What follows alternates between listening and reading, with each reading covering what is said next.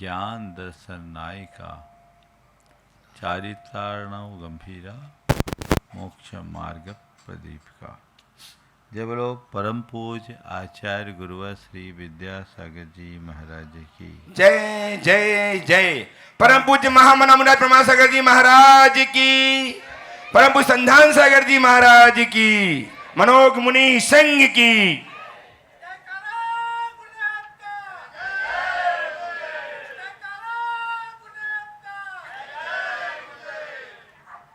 आज हम परम पूज्य गुरुदेव के गुणानुवाद के लिए बैठे हैं। मैं सोचता हूँ जब हम किसी एक व्यक्ति को केंद्र में रख कर के उसका गुणानुवाद करते हैं तो बड़ा सहज होता है, क्योंकि हमें व्यक्ति दिखता है, उसके कुछ कृत्य दिखते हैं और हम उसका बखान करने में समर्थ हो जाते हैं। लेकिन जब हम किसी विभूति के विषय में सोचते हैं तो हमारे लिए बहुत कठिन हो जाता है, क्योंकि विभूति एक व्यक्ति नहीं, एक तत्व के रूप में होती है और वह मूर्त ही नहीं अमूर्त भी होती है। गुरुदेव को हम लोगों ने एक व्यक्ति के रूप में भी देखा है, तो हमने उनमें एक विभूति के भी दर्शन किए। निश्चित उनका व्यक्तित्व गहरा था और जिसका व्यक्तित्व गहरा होता है वही विभूति बन पाते, और वे असाधारण व्यक्तित्व के धनी थे। उन जैसा व्यक्तित्व सहस्रों वर्ष के बाद ही कोई प्रकट होता है। हम अपने अतीत के इतिहास को पलट करके देखते हैं तो ये पाते हैं कि ऐसे महान आचार्य पिछले सैकड़ों शताब्दियों में नहीं हुए, उल्लेख ही नहीं मिलता। एक प्रशस्ति मैंने पढ़ी थी, किसमें आया था, अभी आया ना, याद दिलाया था।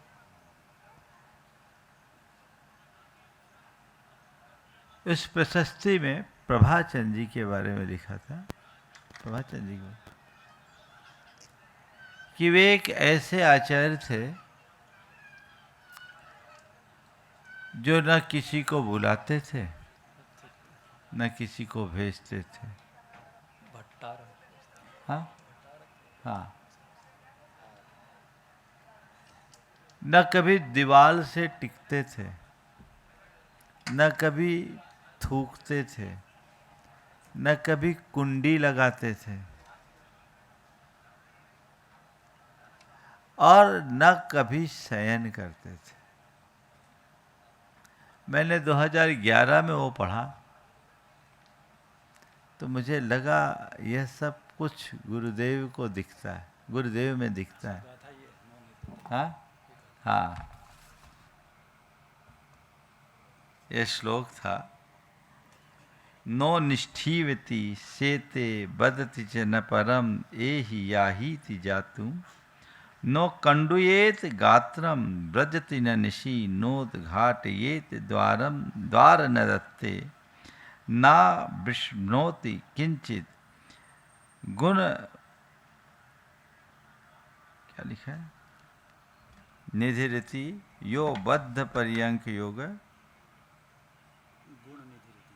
गुण निधिरति यो बद्ध पर्यंक योग, कृत्वा संन्यामन्ते शुभ गति रभुवत सर्व साधु सपूज्य। ये शुभचंद्र मुनि के लिए लिखा, जो कहते कभी थूकते नहीं थे, कभी सोते नहीं थे, न किसी को बोलते कि तुम आओ या जाओ, न अपने शरीर को कभी खुजाते,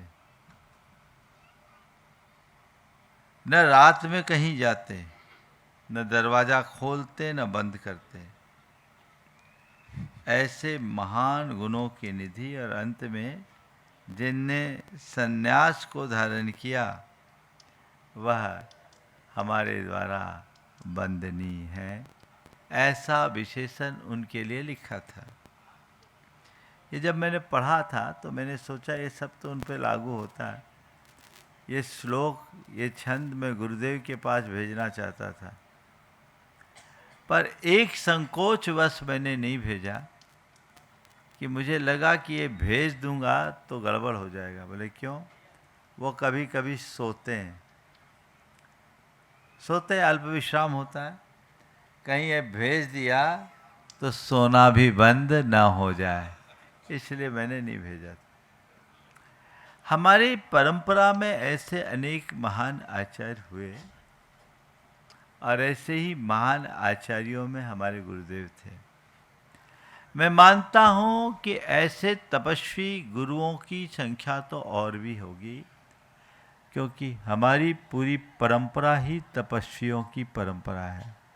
हो सकते हैं बड़े बड़े तपस्वी मासोपवासी साधक भी इस धरा पर हुए, लेकिन तपस्वी होने के साथ साथ यशस्वी होना, यशस्वी होने के साथ साथ मनस्वी होना, और मनस्वी होने के साथ साथ तेजस्वी होना बहुत दुर्लभ है। आचार्य गुरुदेव में ये चारों रूप दिखाई पड़ते थे। वे तपस्वी भी, यशस्वी भी, मनस्वी भी और तेजस्वी भी। उनकी मुद्रा में उनका तप और उनके तप का तेज रोम रोम से प्रकट होता। इस धरती पर जो उत्कृष्ट तप किया जा सकता है वह सब उन्होंने अपने जीवन काल के अंतिम क्षण तक किया, और उनका तप कोरा बाहरी तप कभी नहीं रहा। उन्होंने भीतरी तप भी किया। उनके तप के, उनके व्यक्तित्व की सबसे बड़ी विशेषता थी वह है निष्प्रहता और आध्यात्मिकता। इतने बड़े संघ का संचालन और समाज को इतना दिशा दर्शन देने के बाद भी जो हर पल अपने में रहे, सच्चा तपस्वी तो वही कहला सकता है। उनके मन में कभी किसी से लगाव नहीं रहा और कर्तृत्व का कोई भाव नहीं रहा। अध्यात्म उनके हृदय में कूट कूट कर भरा था। मुझे तो लगता है कि आचार्य कुंद कुंद का समय सार और आचार्य बट्टकेर का मूलाचार उनमें साक्षात प्रकट होता था। उन्होंने इसे आत्मसात किया। वो चीजें उनके जीवन में सहज दिखने लगी। दो प्रसंग बताऊंगा उनकी आध्यात्मनिष्ठ तपस्या का। वे अपने आप में कैसे थे, तपस्या के प्रति उनका दृष्टिकोण कैसा था और जीवन के प्रति वो क्या दृष्टि रखते थे। निष्प्रहता की प्रतिमूर्ति थे। एक बार एक प्रसंग हुआ, उनका हमेशा कहना रहता था, जो करे विरोध उसे समझो विनोद। क्या कह रहा हूं? जो करे विरोध, जो हो विरोध समझो विनोद। क्या? हो विरोध समझो विनोद। विरोध को विनोद में ले लेना। हाँ? विरोध को विनोद में ले लेना बहुत बड़ी तपस्या है। बोलो, तुम्हें कोई गाली दे और तुम मुस्कुराओ, ऐसा हो सकता है? हाँ, बोलो, तुम्हें कोई गाली दे और तुम मुस्कुरा दो, ऐसा हो सकता है? हो सकता है। आचार्य विद्यासागर जैसे विभूतियों में यही हो सकता है, यही हो सकता है। मेरी मुनि दीक्षा हुई, आचार्य महाराज के सानिध्य में इतने पंचकलानक हुए, वे कभी कोई मतलब नहीं रखते थे। उनका काम प्रवचन देना और दीक्षा कल्याणक और ज्ञान कल्याणक में सूर्य मंत्र देना। प्रारंभिक दिनों में तो ये मंत्र न्यास अंकर न्यास भी अपने हाथ से नहीं करते थे। क्या प्रशस्ति लिखी जा रही है, क्या नहीं लिखी जा रही, कुछ नहीं देखते थे। 1994 तक की प्रशस्तियों में आचार्य ज्ञान सागर तक का नाम नहीं लिखा। मेरे पास 20 प्रशस्तियाँ, जिसमें प्रतिष्ठाचार्यों की तो खूब लंबी लंबी यशोगाथा, और वहाँ केवल आचार्य विद्यासागर संघ सानिध्य लिखा। हाँ, इसमें सागर जबलपुर जैसे पंचकल्याणकों की प्रशस्ति में भी है, नहीं लिखा। वो कभी कुछ देखते नहीं थे, हम लोग भी नहीं देखते थे। 1987 में नैनागिरी में जो गजरथ हुआ,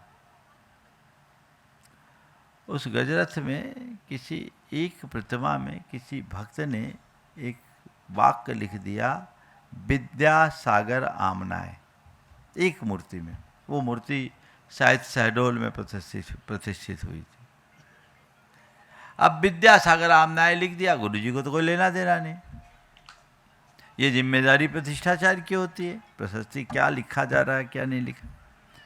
उसके विरोध में एक वरिष्ठ विद्वान ने, जो सिद्धांत शास्त्री होते थे, एक लेख लिख दिया एक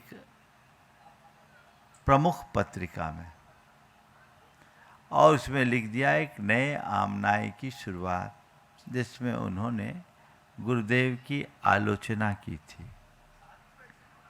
जबलपुर में विद्वत परिषद का अधिवेशन था, मेरी जानकारी में थी। वो मेरे पास आए, मैंने उनकी क्लास लगाई जम के। अब नया नया था, 88 की बात है, दीक्षा लिए मुझे 4 महीने हुए थे मुनि दीक्षा के, पर मैंने उनकी पूरी क्लास लगाई, और इस तरह से कि वो उनकी आंखों से आंसू आने लगा। उनको पश्चाताप हुआ कि मुझे गलती हो गई, मुझे ऐसा नहीं करना चाहिए। मैंने कहा चल करके गुरु जी से प्रायश्चित लो, क्षमा मांगो। और मैं छाती फुलाकर गुरु जी के पास गया, बहुत बड़ा काम कर गया। अच्छा काम हो गया, मैंने एक को सुधार दिया। जब गुरु जी के पास गया, गुरु जी ने तो इसको, उस बात को कोई तवज्जो ही नहीं दिया।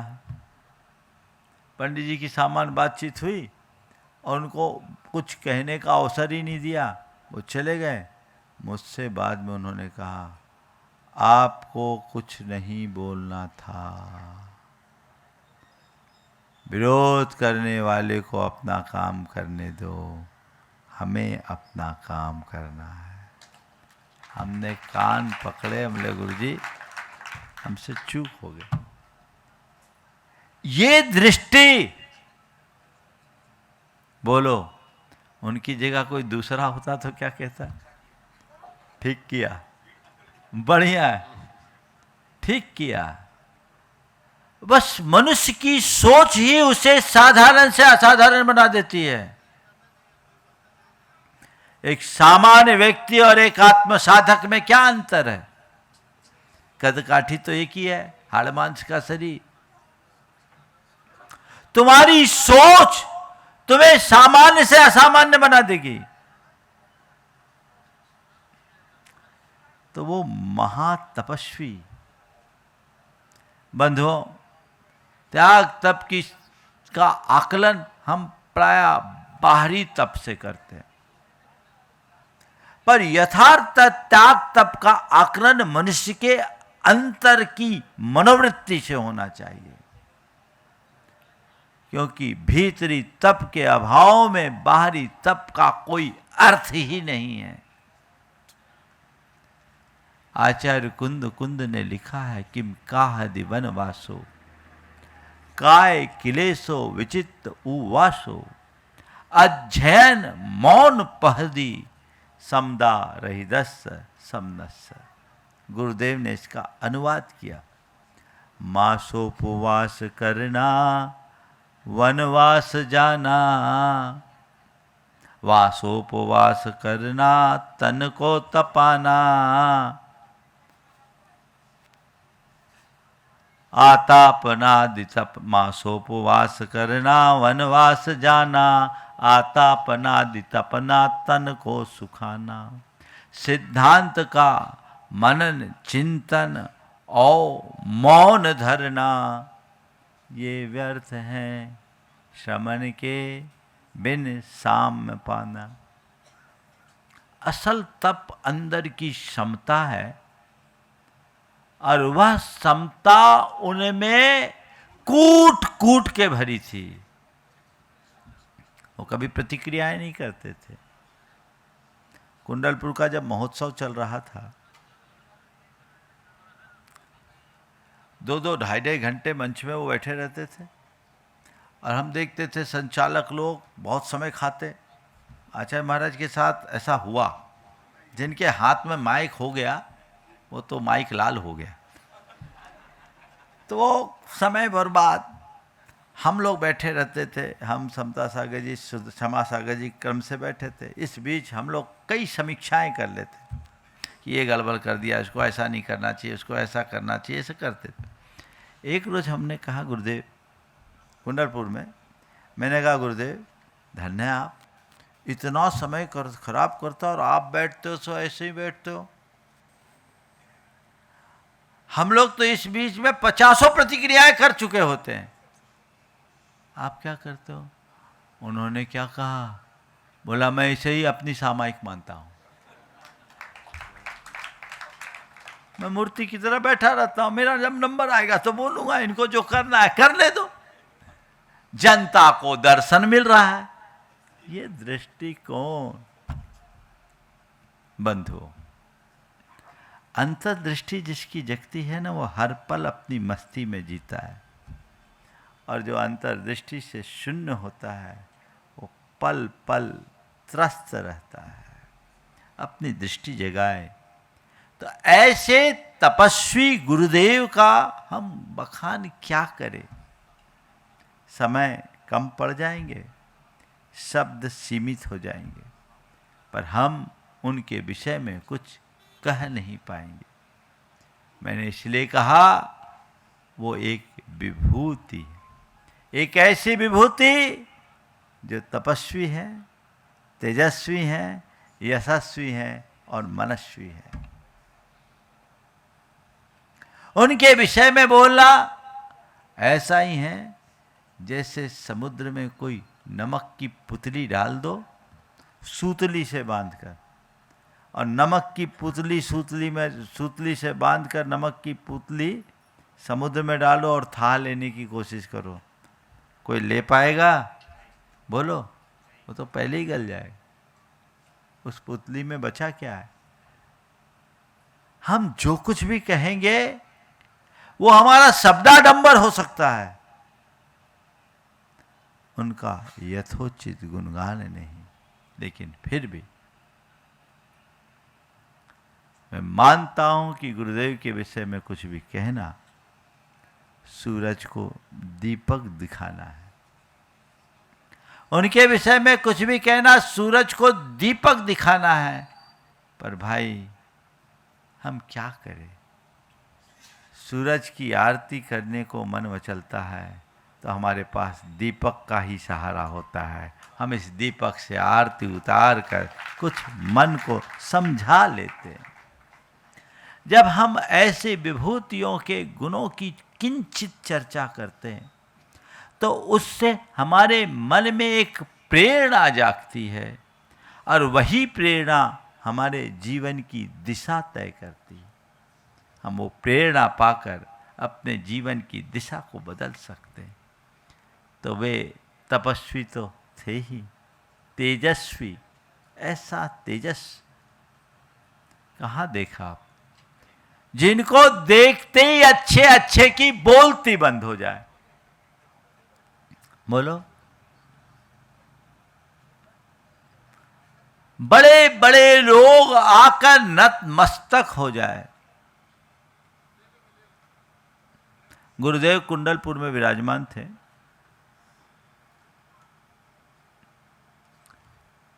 सुप्रीम कोर्ट के एक जस्टिस को लोगों ने आग्रह और अनुरोध पूर्वक वहां आमंत्रित किया। जस्टिस सौभाग्यमल जी थे, SMJ।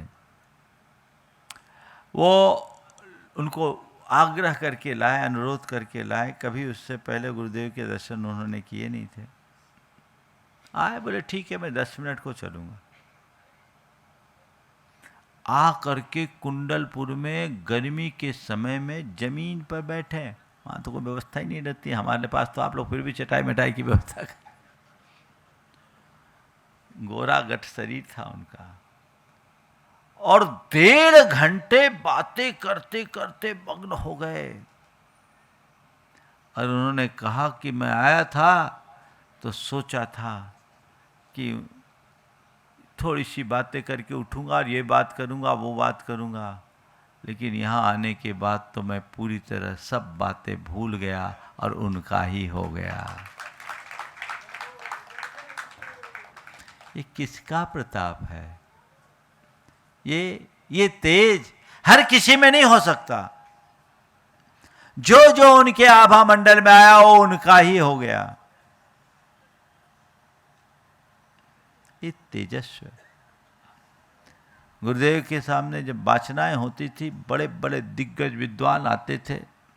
सिद्धांताचार्य पंडित कैलाश चंद जी, जगन मोहन लाल जी, फूलचंद जी, वंशीधर जी, बालचंद जी जैसे बड़े बड़े। एक जमाना था जब हमारे देश में पंडितों की बहुत अच्छी पीढ़ी थी। और एक प्रकरण था मिथ्या तो किंचित कर, उसको लेकर विद्वानों में बड़ा विमर्श होता था।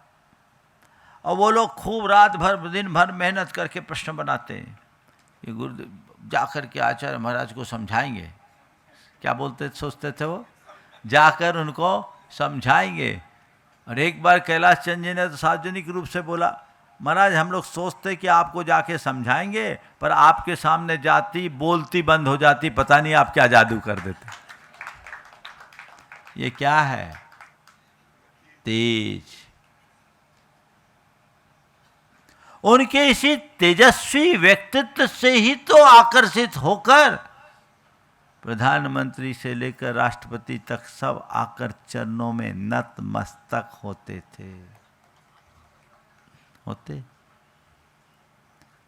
उनका तीसरा रूप, भैया थोड़ा सा टाइम लग जाएगा, आज बात कर लो।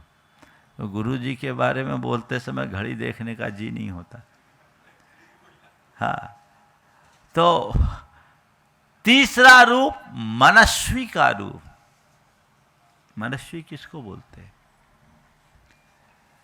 जो मनीषा के धनी हो, प्रखर चिंतक हो, जिनकी सोच बड़ी हो और जो समय के पार सोचते हों। उन्होंने समाज के सर्वतोमुखी विकास के बारे में सोचा। उनका चिंतन संपूर्ण मानवता के लिए रहा। सबके बारे में सोचकर सबको आगे बढ़ाने की कोशिश की। वे पहले ऐसे आचार्य के रूप में हमें मिले जिन्होंने ऋषि कर्म के साथ साथ राष्ट्र कर्म भी संपन्न किया। वे भारत के गौरव को पुनर्स्थापित करना चाहते थे। भारत को विश्व गुरु के रूप में देखना चाहते थे। वे राष्ट्र हित चिंतक थे। प्रायः जितने भी मुनि आचार्य होते हैं, साधु तपस्वी होते हैं, वे अपनी तपस्या, अपनी साधना और अपनी परंपरा को आगे बढ़ाने की बात सोचते हैं। लेकिन गुरुदेव के साथ ऐसा नहीं था। उनकी नजर में राष्ट्रहित सर्वोपरि था। आपके देश के गृह मंत्री माननीय अमित शाह जी जब गुरुदेव के चरणों में कुंडलपुर पधारे, उन्होंने अपने वक्तव्य में जो बात कही, मैं उसे कोट करना चाहता हूँ। मैं तो उस समय नहीं था, शायद महाराज थे। 18 मिनट की उनकी गुरुदेव से बातचीत हुई। हाँ, 18 मिनट बातचीत, 18 मिनट हुई।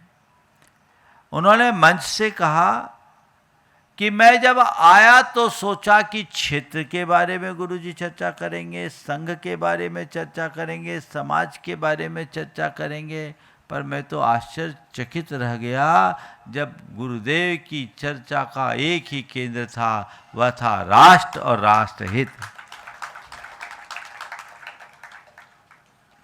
सारे बड़े बड़े राजनेता उनके चरणों में आते थे।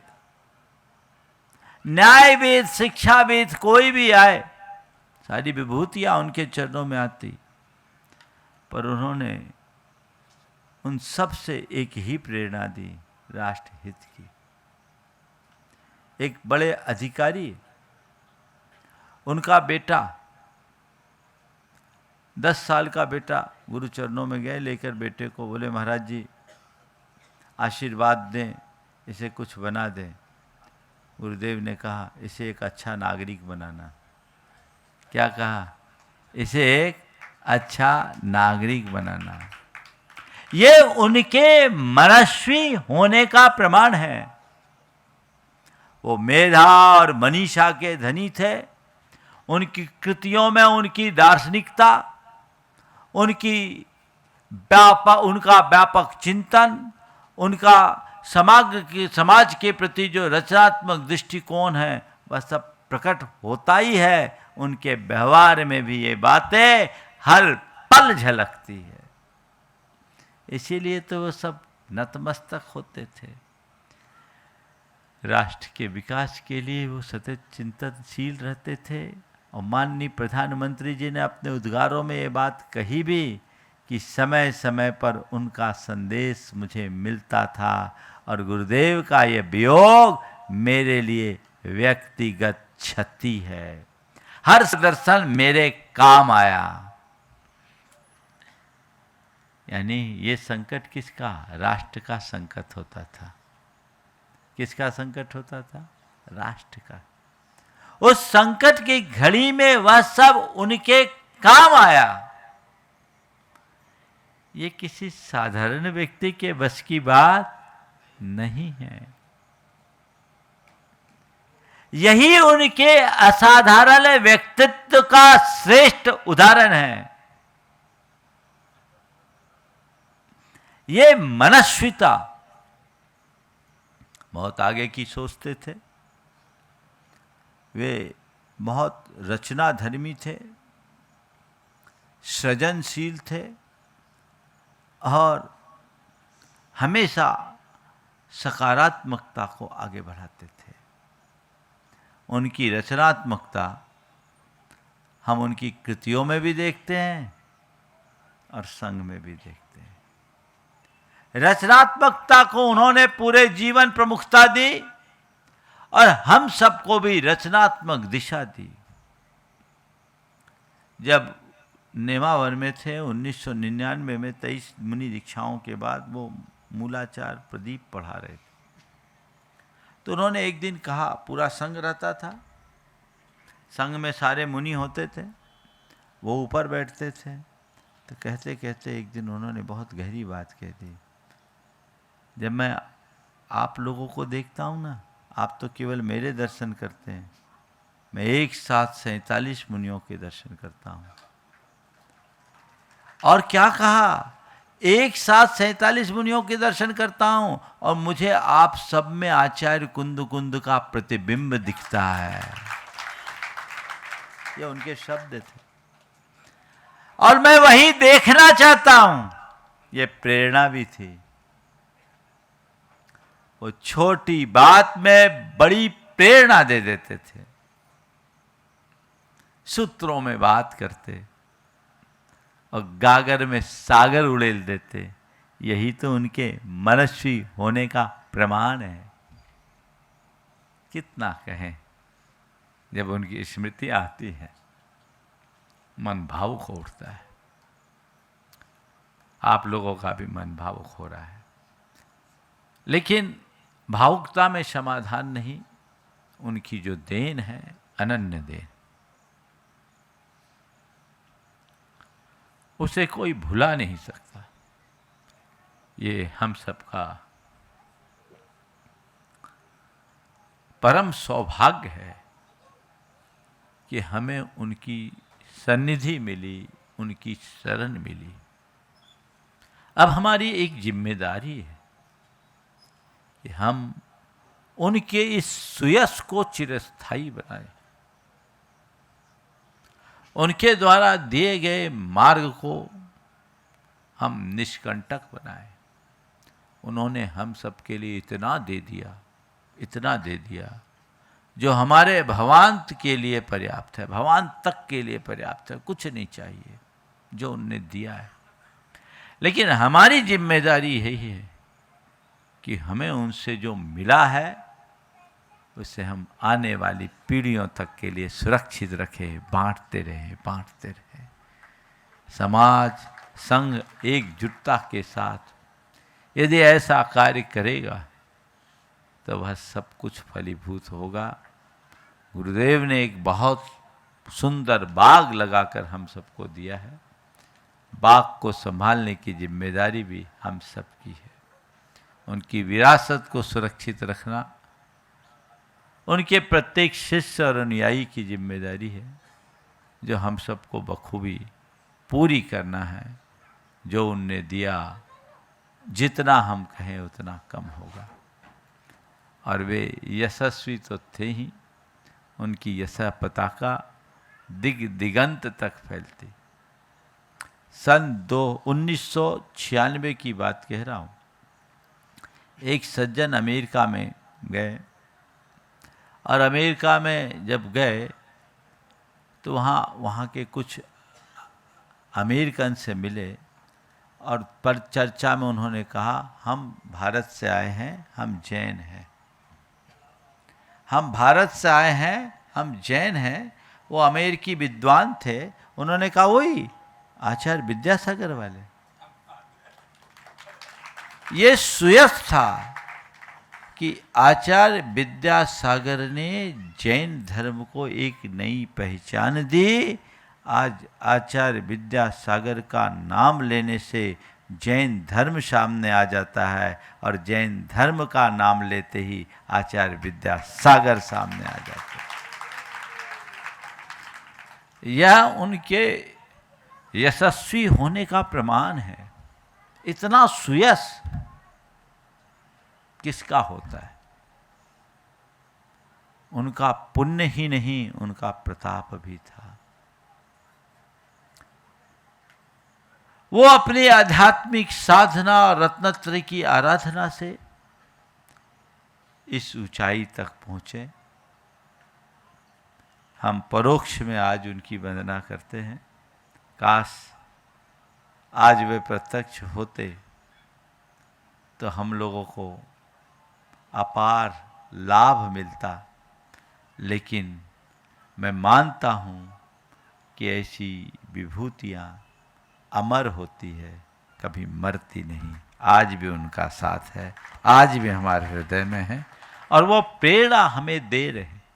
हम उनकी उस प्रेरणा को अपने जीवन का आधार बनाकर चलें तो सुनिश्चित हम आगे बढ़ पाएंगे।